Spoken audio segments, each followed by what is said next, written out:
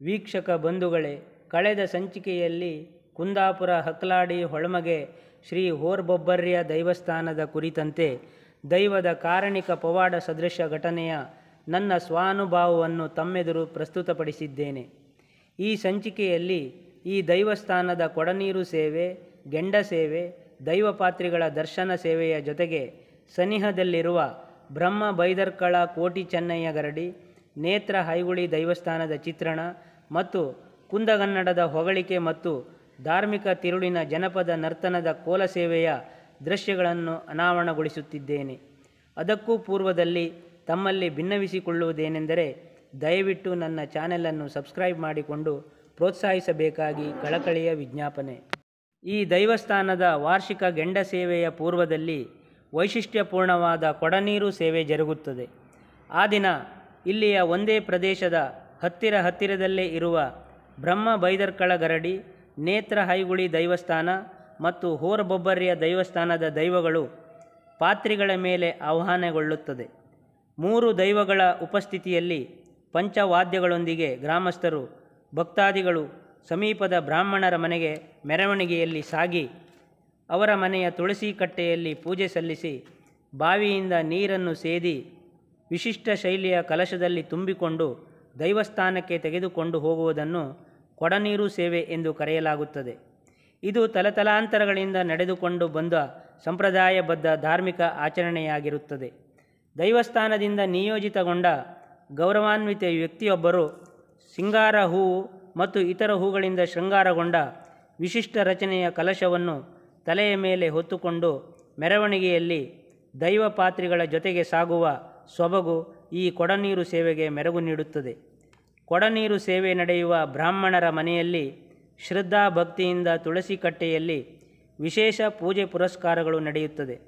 ಎಲ್ಲ ಕಾರ್ಯಕ್ರಮಗಳು ನಡೆದ ಬಳಿಕ ಆ ಮನೆಯವರಿಗೆ ದೈವಗಳು ಆಶೀರ್ವದಿಸಿದ ಬಳಿಕ ದೈವಸ್ಥಾನಗಳ ವಿಧಿವಿಧಾನಗಳು ನಡೆದು ಗೆಂಡ ಸೇವೆಗೆ ಚಾಲನೆ ದೊರಕುತ್ತದೆ.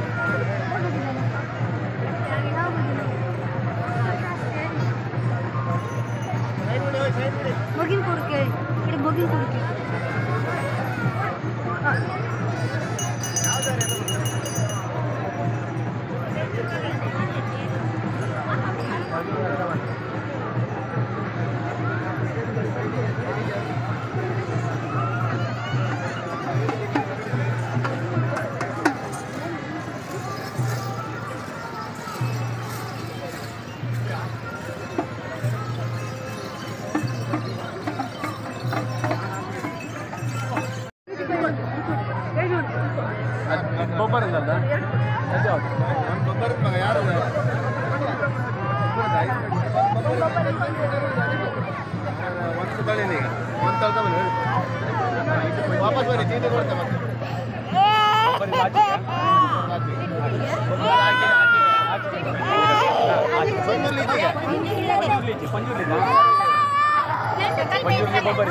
ಜಾಗ್ರತೆ ಮಾಡ್ತಾರೆ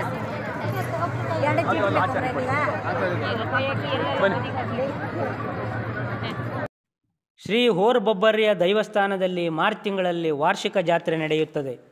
ನಿರಂತರ 4-5 ದಿನಗಳ ಕಾಲ ವಿವಿಧ ದೈವಗಳ ಕೋಲ ಸೇವೆ, ಪೂಜೆ ಪುರಸ್ಕಾರಗಳು ನಡೆದ ಬಳಿಕ ಮಾರ್ಚ್ 14ರಂದು ವಾರ್ಷಿಕ ಗೆಂಡ ಸೇವೆ ನಡೆಯುತ್ತದೆ. ಇಲ್ಲಿಯೇ ಸಮೀಪದಲ್ಲಿ ಇರುವ ಶ್ರೀ ಬ್ರಹ್ಮ ಬೈದರ್ಕಳ ಕೋಟಿ ಚೆನ್ನಯ್ಯ ಗರಡಿ ಮತ್ತು ನೇತ್ರ ಹೈಗುಳ ದೈವಸ್ಥಾನಗಳಲ್ಲೂ ಕೂಡ ಇದೇ ಸಂದರ್ಭದಲ್ಲಿ ವಾರ್ಷಿಕ ಜಾತ್ರೆ, ವಿಶೇಷ ಪೂಜೆ ಮತ್ತು ಕೋಲ ಸೇವೆಗಳು ಜೊತೆಯಲ್ಲೇ ನಡೆಯುವುದು ವಿಶೇಷವಾಗಿದೆ. ವಾರ್ಷಿಕ ಗೆಂಡ ಸೇವೆಯ ದಿನ ಈ ಸಾನ್ನಿಧ್ಯಕ್ಕೆ ವಿಶೇಷವಾಗಿ ಶಿವಮೊಗ್ಗ, ಸಾಗರ, ಭಟ್ಕಳ ಮುಂತಾದ ಪ್ರದೇಶಗಳಿಂದ ನಂಬಿದ ಭಕ್ತಾದಿಗಳು ಬಂದು ವಿಶೇಷ ಪೂಜೆ ಪುರಸ್ಕಾರ ಸಲ್ಲಿಸಿ ಧನ್ಯರಾಗುತ್ತಾರೆ. ಆ ದಿನ ನಡೆಯುವ ವಾರ್ಷಿಕ ಗೆಂಡ ಸೇವೆಯಲ್ಲಿ ಈ ಭಕ್ತಾದಿಗಳು ಪಾಲ್ಗೊಂಡು ತಮ್ಮ ಹರಕೆಗಳನ್ನು ಸಲ್ಲಿಸುತ್ತಾರೆ. ಗೆಂಡ ಸೇವೆಯ ದಿನ ರಾತ್ರಿ ಬಂದ ಅಪಾರ ಭಕ್ತಾದಿಗಳಿಗೆ ಅನ್ನ ಸಂತರ್ಪಣೆಯ ಕಾರ್ಯ ಕೂಡ ನಡೆಯುತ್ತದೆ. ದೈವಾರಾಧನೆಯ ಕೋಲ ಸೇವೆಯ ನೃತ್ಯ ಮತ್ತು ಹಾಡುಗಳ ಸೇವೆಯನ್ನು ಪಾಣಾರ ಸಮಾಜದ ನುರಿತ ದೈವ ನರ್ತಕರು ನಡೆಸಿಕೊಡುತ್ತಾರೆ. ಅವರು ಪ್ರಸ್ತುತಪಡಿಸುವ ಈ ಹಾಡುಗಳಲ್ಲಿ ಶ್ರೀ ಹೋರ್ಬೊಬ್ಬರ್ಯ ದೈವದ ಪ್ರಚಂಡ ಶಕ್ತಿಯ ವರ್ಣನೆ ಇದೆ. ಶ್ರೀ ಹೋರ್ಬೊಬ್ಬರ್ಯ ದೈವ 7 ಸಮುದ್ರದಾಚೆಗಿನ ಕೀಳು ಸಮುದ್ರವನ್ನು ಈಜಿ ಬಂದು ಹೊಳ್ಮಗೆಯಲ್ಲಿ ನೆಲೆ ನಿಂತ ಎಂಬ ಭಕ್ತಿಪ್ರದ ಕಥಾನಕ ಕುಂದಗನ್ನಡದ ಹೊಗಳಿಕೆಯ ರೂಪದಲ್ಲಿ ಪ್ರಸ್ತುತವಾಗುತ್ತದೆ. ಕುಂದಾಪುರದಿಂದ ಅಕ್ಲಾಡಿ ಹೊಳ್ಮಗೆ ಶ್ರೀ ಹೋರ್ಬೊಬ್ಬರ್ಯ ದೈವಸ್ಥಾನಕ್ಕೆ ಹೋಗಲು ಹೆಮ್ಮಾಡಿ ಕಟ್ಟು ಪ್ರದೇಶದಿಂದ ತೊಪ್ಲು ವೆಂಟೆಡ್ ಡ್ಯಾಮ್ ತೀರಾ ಸುಲಭದ ಮತ್ತು ಹತ್ತಿರದ ಮಾರ್ಗವಾಗಿದೆ.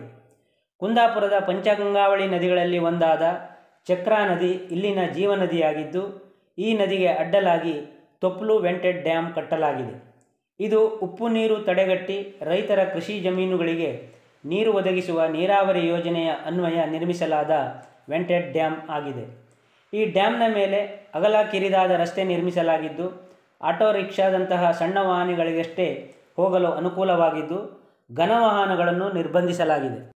ಕುಂದಾಪುರದಿಂದ ಈ ಕ್ಷೇತ್ರಕ್ಕೆ ಬರಲು ಮುಖ್ಯವಾಗಿ ಹಲವು ಮಾರ್ಗಗಳಿವೆ. ಒಂದು, ರಾಷ್ಟ್ರೀಯ ಹೆದ್ದಾರಿಯ ಮುಳಿಕಟ್ಟೆ ಮಾರ್ಗವಾಗಿ ಸುಮಾರು 22 ಕಿಲೋಮೀಟರ್ ಅಂತರದ ಮಾರ್ಗ. ಎರಡನೆಯದಾಗಿ ರಾಷ್ಟ್ರೀಯ ಹೆದ್ದಾರಿ ಹೆಮ್ಮಾಡಿ ಕಟ್ಟು ತೊಪ್ಲು ಡ್ಯಾಮ್ ಮಾರ್ಗವಾಗಿ 13 ಕಿಲೋಮೀಟರ್ ಅಂತರದ ಮಾರ್ಗ. ಮೂರನೆಯದಾಗಿ ಹೆಮ್ಮಾಡಿ ಕೊಲ್ಲೂರು ರಸ್ತೆಯ ಬಗ್ವಾಡಿ ಮಾರ್ಗವಾಗಿ 15 ಕಿಲೋಮೀಟರ್ ಅಂತರದ ಮಾರ್ಗವಲ್ಲದೆ ಮರವಂತೆ ಪಡುಕೋಣೆ ಮಾರ್ಗವಾಗಿಯೂ ಒಣಸೆ ಮಾರ್ಗವಾಗಿಯೂ ಇಲ್ಲಿ ಬರಬಹುದಾಗಿದೆ.